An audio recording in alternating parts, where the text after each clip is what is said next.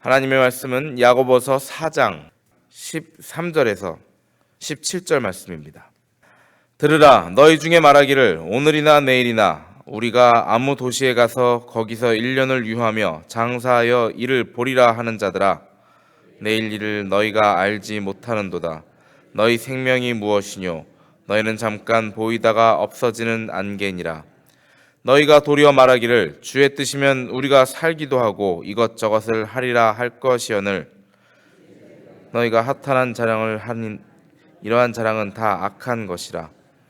함께 읽겠습니다. 이러므로 사람이 선을 행할 줄 알고도 행치 아니하면 죄인이라. 아멘. 할렐루야. 서로에게 평강의 복을 기원하는 마음으로 샬롬 인사하시겠습니다. 샬롬, 샬롬. 평안한 밤들을 지내셨습니까? 어제 저녁에 우리 찬양 연습들을 하시느라, 각 구역별 찬양 연습들을 하시느라 그거 도와드리나 좀 밤에 남아 있었는데요. 어저께 정말 아름다운 모습들이 많이 보였었습니다. 계셨던 분은 아시겠지만 친교실 가득히 각 구역에서들 모여서 맛있는 음식들을 나눠 드시는 그런 모습이 있었습니다. 전혀 아무도 서로 예기치 않았던 일들이었고, 그냥 거의 한 7, 8 구역들이 모여서 이렇게 우연히 그렇게 좋은 자리가 생겼는데 서로 음식을 나눠 먹는 모습에 흡사 잔치집 같은 그런 모습에 너무나 보기가 좋았던 그런 모습이 있었습니다. 우리 교회가 서로 찬양 연습을 하러 그런 목적으로 모인 것이지만 교회 안에서 즐겁게 서로가 서로를 나눌 수 있는 그 시간이 너무나 보기에 좋았던 모습이어서 저희가 사진 찍으신 분들이 있으니까 제가 웹사이트에 올려놓도록 하겠습니다. 여러분들 보시고 우리 교회의 또 즐거운 한 모습을 여러분들 한번 또 감상해 보시기 바랍니다. 오늘 우리가 나눈 13절에서 17절 말씀, 이 말씀을 보면서 우리가 안개 같은 우리의 인생이라는 그런 말씀이 머릿속에 떠오를 것 같습니다. 저도 그렇게 떠올랐습니다. 어저께 박모세 목사님의 간증에서처럼 그분이 겪으신 그 일, 한순간에 하루아침에 자녀 둘을 잃으시고 부인마저 그렇게 중증 장애인이 되어버린 그런 분의 간증을 들을 때 우리가 이 말씀을 읽으면서 참 맞다라는 생각이 듭니다. 4장 14절에 우리가 읽은 것처럼 내일 일을 너희가 알지 못하는도다. 너희 생명이 무엇이뇨? 너희는 잠깐 보이다가 없어지는 안개니라 라고 말씀하고 계십니다. 그래서 이 인생을 안개로 표현한 야고보 사도의 말씀을 한번 깊이 묵상을 해봤습니다. 이 안개 같다는 표현이 어떤 의미인가 한번 생각을 해보니까, 먼저 아무도 그 앞길을 알 수 없는, 안개처럼 자욱하게 앞을 알 수 없는 그러한 상황 때문에 안개 같다 하신 것 같습니다. 13절에 이런 이야기가 나옵니다. 들으라, 너희 중에 말하기를 오늘이나 내일이나 우리가 아무 도시에 가서 거기서 1년을 유하며 장사하여 일을 보리라 하는 자들아, 내일 일을 너희가 알지 못하는도다. 이 말씀은 무엇입니까? 어느 도시에 가서 어떤 장사하는 사람들이 내가 저 도시 잘 모르지만 거기 가서 1년 동안 거면서 내가 좀 돈을 벌어봐야지라고 계획을 하는 사람들 앞에서 놓고 하는 말입니다. 너희가 거기에 가게 될지 안 가게 될지, 가다가 무슨 사고를 당할지 아니면 그 장사를 한다고 이득을 볼지 손해를 볼지 아무것도 알지 못하면서 그 사람들이 그렇게 좀 자랑을 했나 봅니다.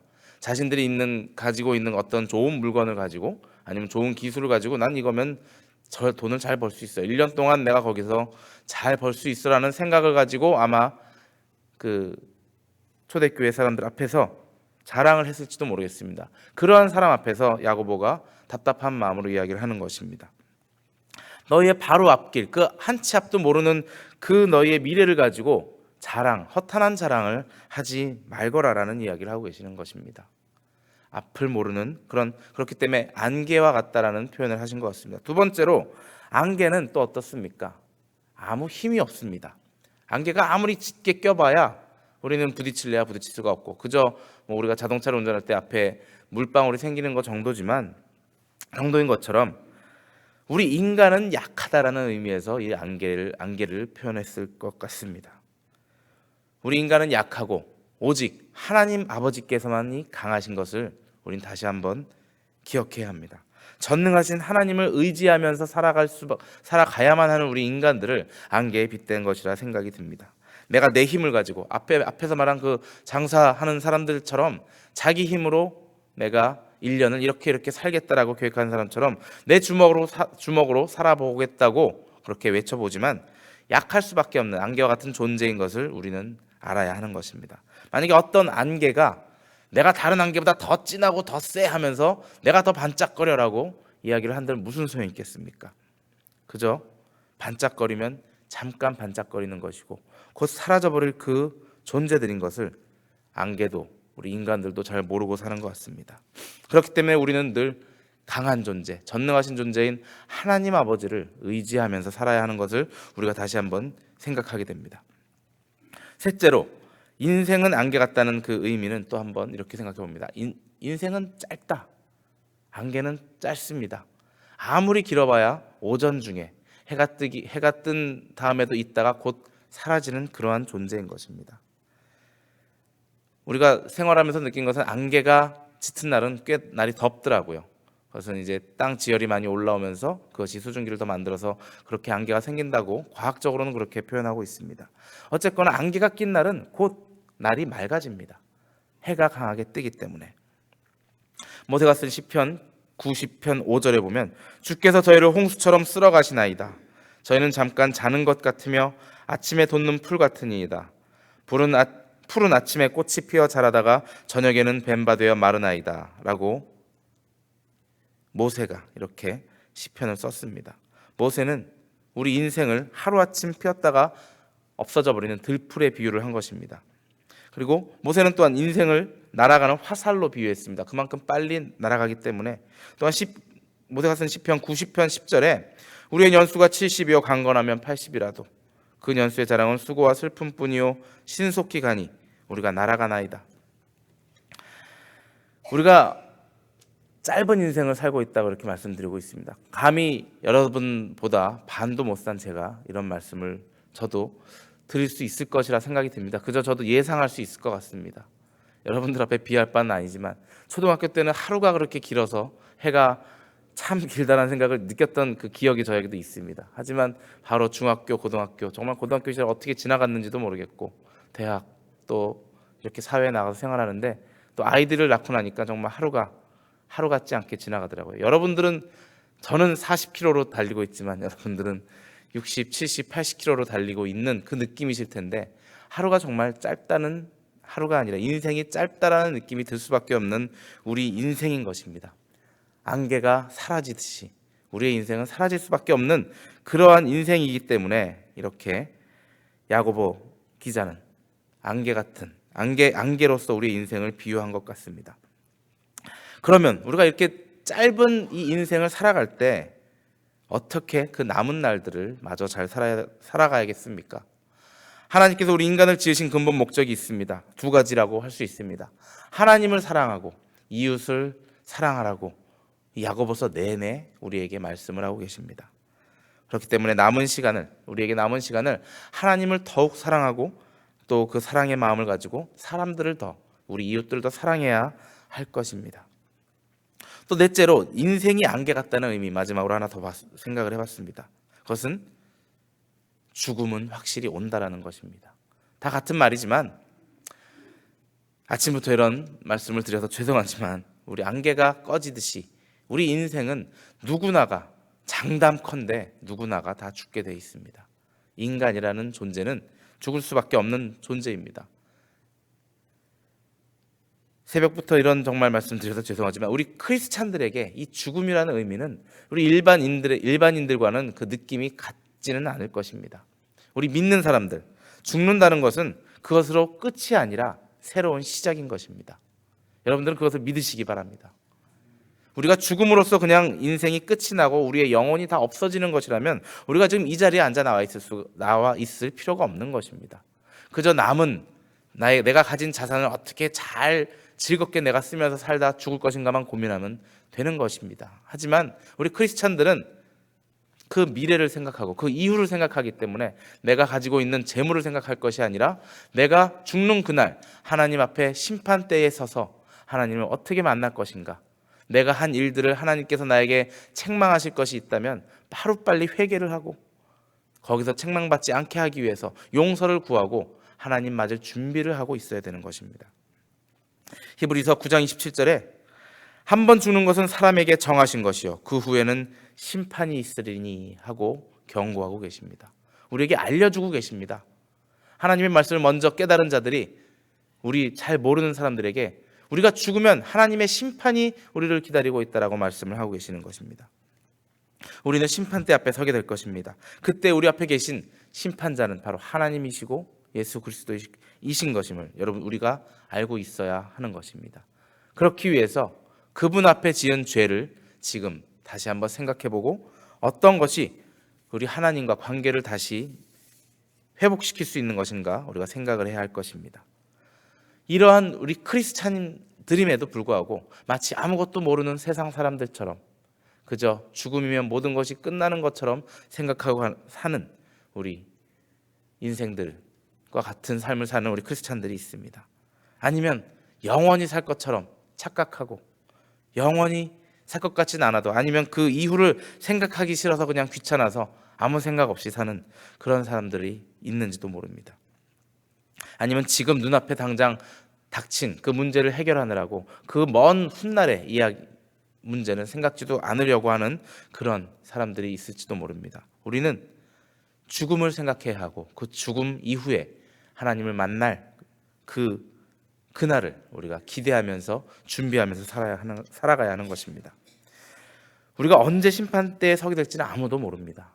먼 훗날이 될지 가까운 날이 될지, 우리가 건강이 있고 지성이 있고 그리고 판단을 내릴 아직 우리가 총명할 때에 우리의 모습을 잘 돌아보고 죄를 회개하고 하나님과 바른 관계를 맺는 우리 인생이 되어야 할 것입니다.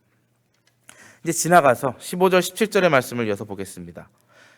이제 그러한 사람들을 두고 야고보가 이야기를 합니다. 너희가 도리어 말하기를 주의 뜻이면 우리가 살기도 하고 이것저것을 하리라 할 것이거늘 이거늘 이제 너희가 허탄한 자랑을 자랑하니 이러한 자랑은 다 악한 것이라. 그리고 마지막으로 이러므로 사람이 선을 행할 줄 알고도 행치 아니하면 죄니라 라는 말씀으로 4장 말씀을 마치고 있습니다.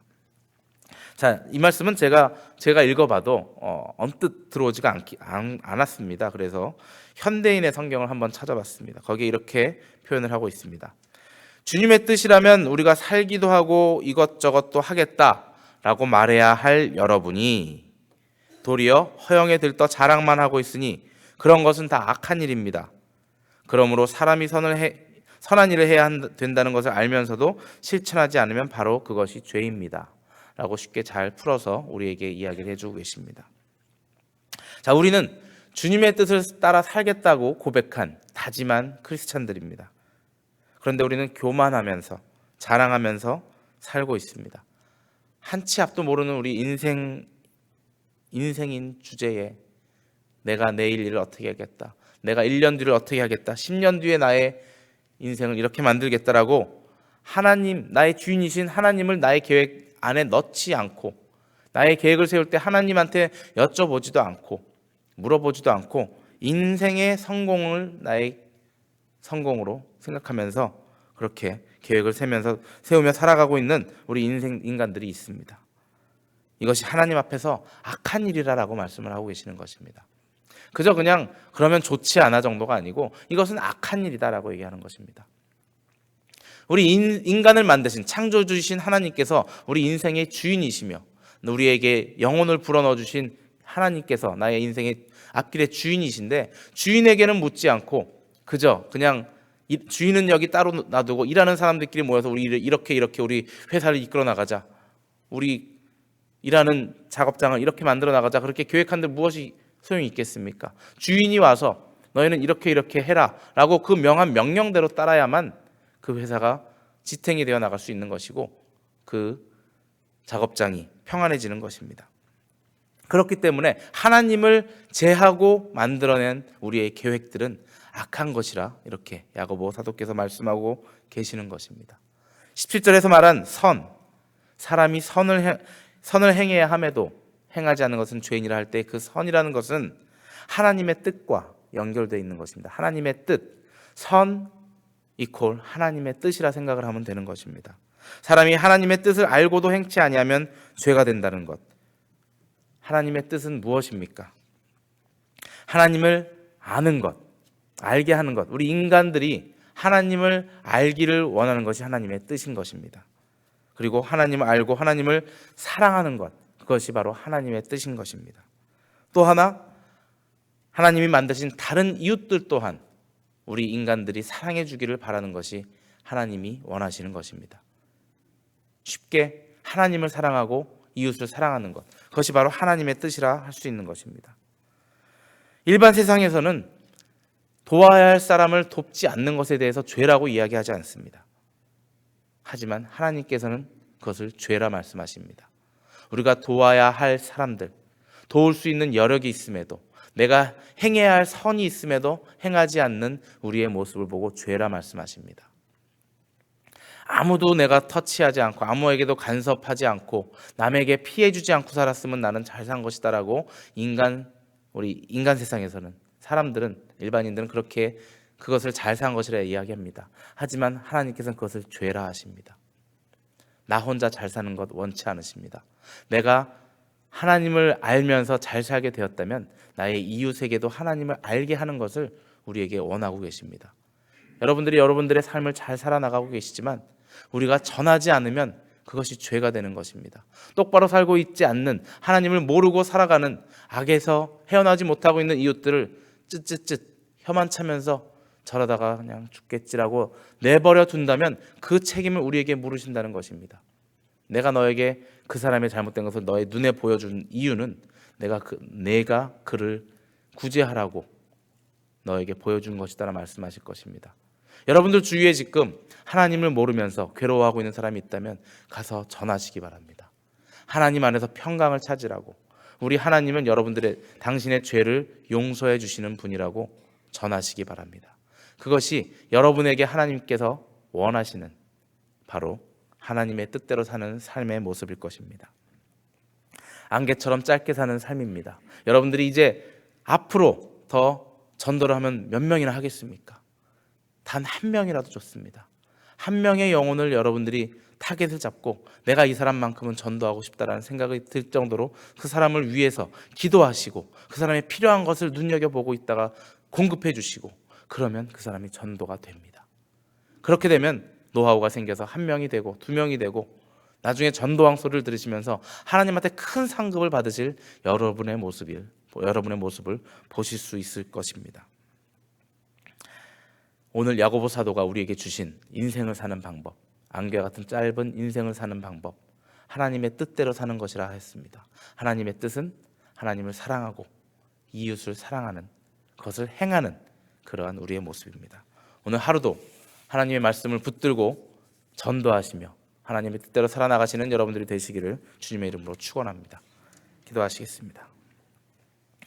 사랑해 주님 감사합니다. 오늘 안개와 같은 우리 인생의 모습을 보여주시면서 우리의 계획을, 주님 없이 세운 우리 계획을 꾸짖는 주님의 말씀을 저희가 들었습니다.